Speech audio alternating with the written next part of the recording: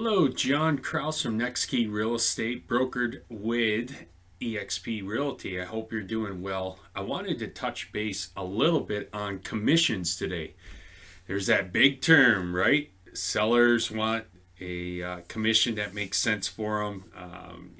At the end of the day, the commission is paid on the sell side of a transaction. So, going into commissions, there's so many misconceptions and where they come from, how they're paid, and where it gets broken up. How much does the agent actually make? Who's going to end up with what at the end of the day at the closing table?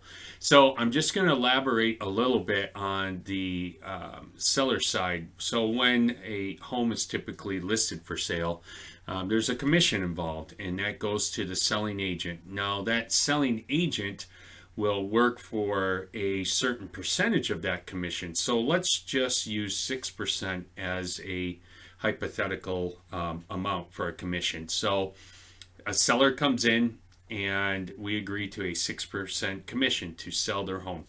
An selling agent or list agent typically will take and split that in half with an offer, so 3%, and offer out another 3%, the other 3% to a buyer's agent. So that is to compensate that agent who's representing a buyer for coming in and bringing that buyer in to potentially buy that house. You're saying you will split your amount 50-50 with them. Now, some agents out there require more for whatever purpose may be. Make sure you're always asking as a seller as to where the commission's going, because ultimately the seller is paying it. They should have a rightful explanation where my money is going.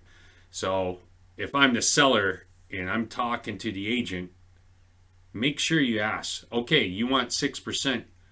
Where's that going? How's it being broken up? Because there's some agents out there that will keep more, sometimes substantially more, for reasons they may have. But find out, ask. It's a great question. The way we do business, we typically will split it 50-50 unless there's some circumstances that cause it to be different, but that's not the norm.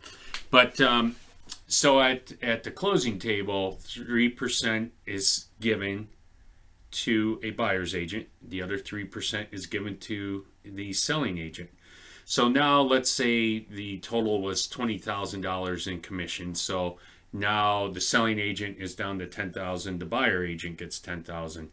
And out of that, now the buyer's and seller's agent, depending on what their brokerage commission split is and such, will likely have to pay their brokerage maybe 10%, 20, even 30% of that commission.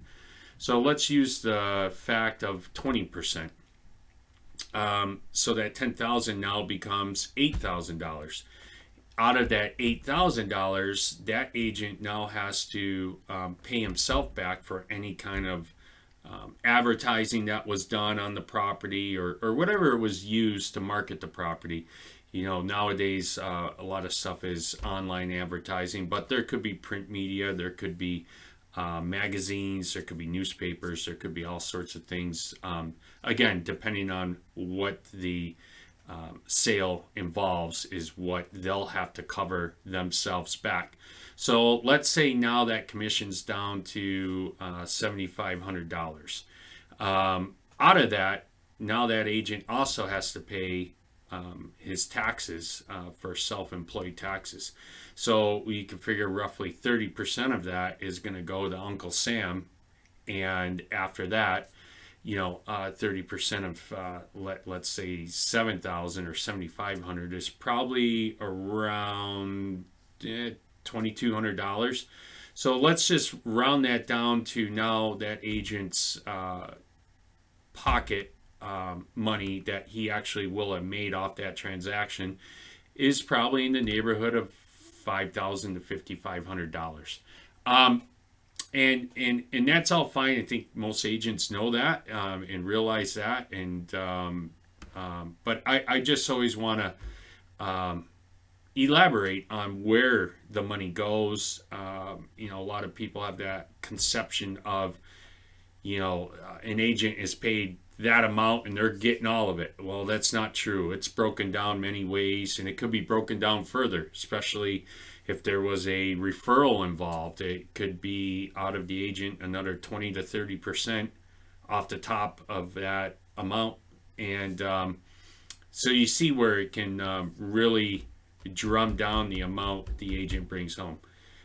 From my standpoint, I just would like to clarify that with everyone to give them more knowledge as to where that commission goes.